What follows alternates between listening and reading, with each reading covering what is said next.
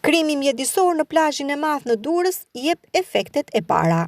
Pak ditë më parë, kamera e Adrianet Televizion ngriti shqetësimin për një ngjarje të pandodhur më parë në qytet. Televizioni denoncoi publikisht dëmtimin e brezit të rërës nga punimet e kryera për projektin e mbushjes me rërë të vijës bregdetare. Asnjë reagim nuk shkaktoi ky denoncim i hapur dhe sapo deti është razuar, problematika doli në pa. Hedhja e dherave në ujin e detit ka shkaktuar pikërisht atë çfarë paralajmëruam. Në pre kanë dalë gur dhe mbetje të tjera. Pamjet e marra tregojnë se brezi i parë i rërës është shkatëruar totalisht.